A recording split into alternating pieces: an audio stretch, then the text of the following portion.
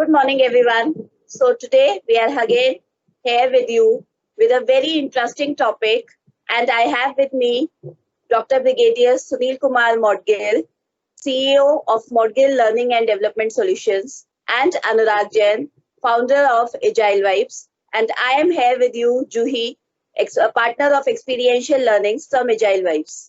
So our topic for today's discussion is managing conflicts in a virtual teams. So conflict is an inevitable characteristic of all work teams. Considering the complex dynamics of virtual teams, understanding and managing conflict becomes a big challenge. Now, in a normal scenario, conflicts are more of interpersonal type and less task-oriented. But in a virtual scenario, where we have the advantage that interpersonal conflicts are less because of less face-to-face interaction, but then the task-related conflicts are a major issue and they turn into interpersonal conflicts. So it's very important that a leader or a manager should actually pay attention on how to manage these conflicts before they take a shape. And this is what our problem statement for today is, that how a leader should ensure that first, at the very first step, the conflicts does not arise. So with this, I open the forum for this discussion, and I would like to ask first Brigadier Sir, and then we'll move on to Anurag, that what are these preparatory steps? How should a manager prepare to avoid conflicts? So sir, over to you. Thank you, Juhi ma'am. It's a very beautiful question. Let me put it with a different perspective to myself itself. Before I frame the question back to me, the question is so beautiful. Let me tell you, if you have to go to the Mars, some outside planet, there's no problem in going there. The satellites, go and reaches and take the circle of those satellite, planets and stuff like that without fail, without even visiting those far distant places. How can they happen? Because that works on a scientific principles. So every scientist, when working out to send the project, the satellite out there, all are on the same page. Why they are on the same page? Because they are working on a scientific principle. When in 2 or 3 or 4 of us as a team, when we work, there's no scientific principle at the back of it. So when we work on some logics and perceptions and experiences and education. So there's ought to be difference among whatever we talk. So as a leader, I must be clear in my mind that, well, conflict is going to be there. And conflict, let me take as a leader, as a team leader, conflict is a growth story. Why it's a growth story? Look at two political countries. One country is run by a democratic process, another by the autocratic process. Say China, India, we are in the democratic process.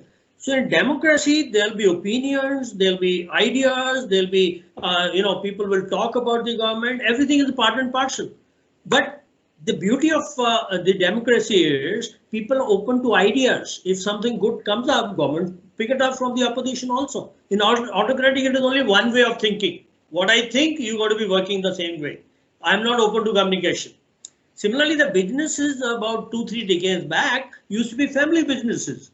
Whatever the family top person says, the whole organization doesn't have a say. They just used to do it, whatever the top man says. Today, we are professional organization. Conflict is sure it is going to. I, as a leader, must take conflict as a growth story. I enjoy the conflict. I must find it out from which all areas the conflict is coming up.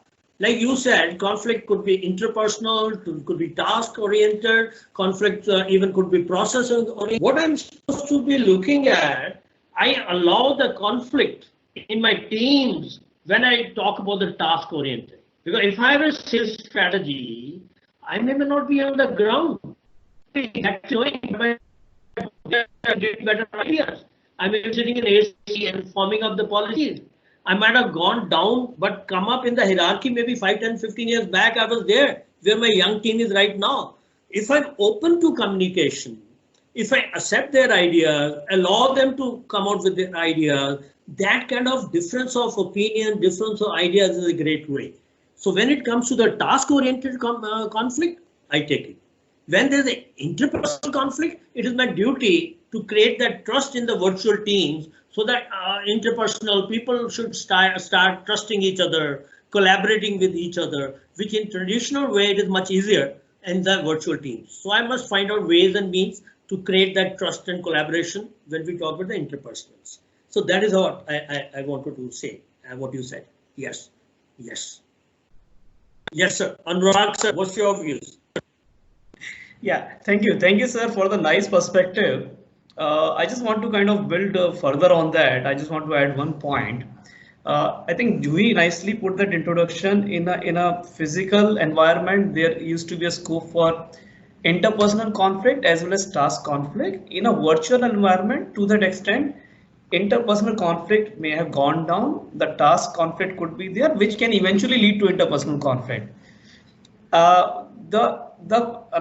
Another way to look at it is in an office environment when we are physically with each other, it gives us the opportunity to resolve conflict in different ways. We have different channels of communication. We have different ways of addressing the conflict, whether I'm a leader, whether I'm a team member.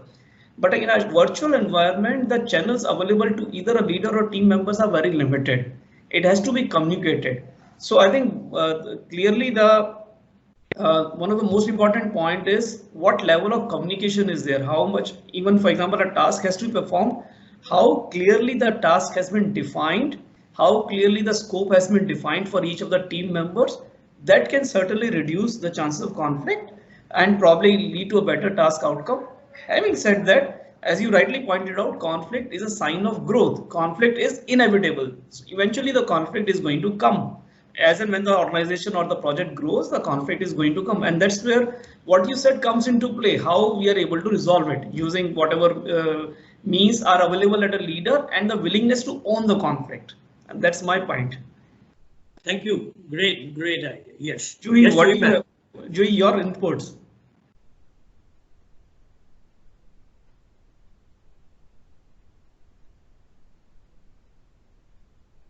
So sorry for that glitch. Yeah. Okay, so after two beautiful points of trust and communication, I'll add on a little from the process point of view. So first and foremost, like Anurag, you pointed out, communication. So from my point of view, in a virtual scenario, from process point of view, there should be open discussion forums where everyone should be encouraged to put on their points beforehand, so that there is we can at least minimize the scope of conflicts, because the more the communication, the clearer the communication, the less would be the chances of conflicts. And I totally agree with sir also that there are conflicts which leads to growth.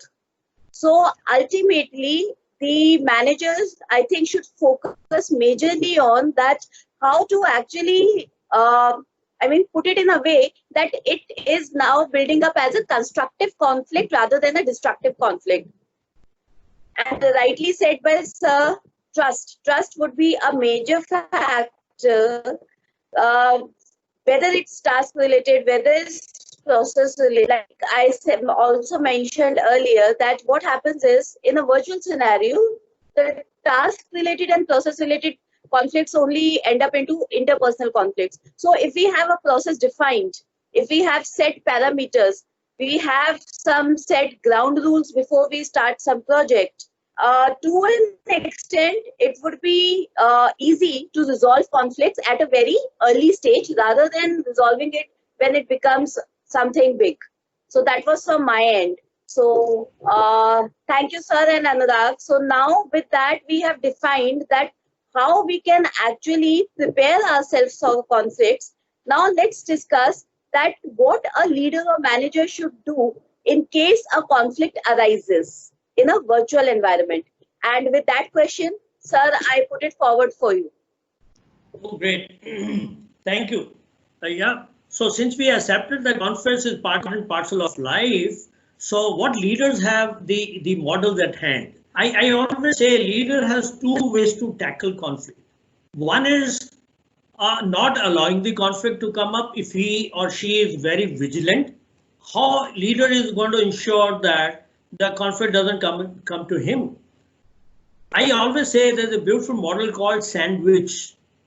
Always going for giving feedback to your teams two ways. Either it is a positive way or is a constructive way. If you find teams are doing great work, give them a feedback. Who doesn't like to listen to appreciation? Biggest emotional need of a human being is get appreciated. If your teams are doing a great job, appreciate them. And so that conflict doesn't come up. And second is called constructive. Constructive means if there is a need for hand-holding, if you need for telling them how to improve. Sandwich concept is give them something positive and then whatever small thing you want to add on as a critic, and then again give something positive. Between two positive, add something which your team need to be doing it. Somebody is not able to meet the target. Give some positive. You were always a star performer. In 6 months, I always see you beating everybody on the earth. What happened in the last few days? Something gone wrong. You please tell me. Let's talk. And I'm sure once we talk about it, find out an answer, you are going to be star performer again. You are absolutely champion. So between two things, put good words and then try to resolve the conflict in between. Now the sandwich model can be taken care by another model I always call it I grow. Find out the issue. Person is not able to do it individually or your sub teams are not able to do it. Issue I grow. G, what is the target, was a goal related to issue. IGR, in reality where your teams are, what is the gap. O, what are the options available to move forward. So find out, discuss with your teams. Well, if you're not able to meet the target, you please tell me what are the options available. Possibly there's a process issues, there's a task issue. I don't mind changing people and I'm flexible. If I find the reasons are correct, I will change, which may not be known to me. But the options, whatever is going to come up, I am going to apply one of the options and then move forward and then leave the person with the good points, I grow model, and then again good point, motivating the person and move ahead. And that is how a leader, a team leader can take care of the conflict when he or she finds it in the environment. That is my take. Wonderful. Yes. Great, sir. Great. Anurag, sir. Sir, no additional point per se. I think whatever you said, I totally agree with that. I just want to kind of you to elaborate more. My question to you, in this grow model or in this sandwich model, when leaders are going to implement it, what kind of challenges they can face? Because there may be different kind of teams and there could be different size of team. So what are the challenges that they can face while going about this approach? No, very good question. Thank you. In the virtual, since we are discussing the virtual teams, it may be diverse. Geographically, can be in different cultures, different places. I am a team leader sitting in Greater Noida. My team may be in New York. Member of my team may be in Washington, DC, or maybe in some Singapore. So there may be culturally, people may be at different time, space, and otherwise their way of living. I must be able to address them totally when I'm looking at giving them targets. You said, no, we must deliberate on the targets to ensure that there's no trust break. So when I'm going to do that, so the way it's coming back to the initial one, which Juhi ma'am has said it, the conflict may come up because of three reasons. It may be interpersonal, it may be tasks, it may be processes. So is there reasons for people having conflict? When I'm implying that, is it because of interpersonal? Is it because of the issues are there actually because of the nature of the place they're working with, the local environment where they're working? I am sitting in Noida, I have a different thought process, but they're working in New York in a different frame of mind. So am I able to take care of the task part? Are the right skills at the right place? Do they have the teams, the capability of the teams to take care of what I'm giving to them? And the processes, when I'm delegating them to do something, are the people to take on the delegation? Because in the blanket model, you cannot delegate stuff to anybody straight away. Before you delegate, you got to direct them. That is how the hierarchy goes. You got to coach them, you got to support them, and then only you can delegate. Delegate means your teams are ready to perform. You cannot delegate someone. I can delegate. My wife can't delegate. भैया आज का cooking आप कर लेना. मुझे आती नहीं है. She can teach me, direct me how to do it. She can coach me how to do it. She can support me when I started doing it. Okay, you're doing great now, perfect. Now you do this, and she may support me at places and leave it to me only when I'm ready to perform. So when I'm delegating process, third part of conflict, when I'm looking at the process, I should not delegate stuff to the team. They're in a different, diverse environment, unless they're ready to take on what I'm trying to tell them. So that is how it can be taken care in a better perspective as for the leader is concerned. Virtual, leaders or virtual team leaders are concerned. You, ma'am, am I okay for that? Sir, you are superb. These two models are like, in conflict management, these two models are definitely going to help the managers. And I think it has been beautifully framed using a combination of the sandwich and the iGrow model. And just to add on, I'll just add a very minute point here that from my perspective in a virtual environment, two major things which works in any situation is communication and collaboration. So even in a situation of conflict, these two would be the pillars which would help a manager to actually first try that the conflicts don't build up, and even if it's built up, again these two things would work, that a conflict is resolved in the most efficient manner. So that was all from my side, and I think we've had a very healthy discussion today, and we've shared our insights on two important aspects. First is how we should be prepared first so that the conflicts don't arise, but then conflicts are inevitable, so that would be there. And I think conflicts are healthy in a workplace environment. There should be conflicts, otherwise there won't be any growth. And then how, even if a conflict arises, how a manager should approach, what should be the approach. And we've shared our approaches of the sandwich model, we've shared the approach of iGrow model, the communication and collaboration and building trust. So all these were the few important takeaways from our side today, and we thank you, our viewers, for watching us. Thank you so much. Thank you, ma'am. Thank you, ma'am.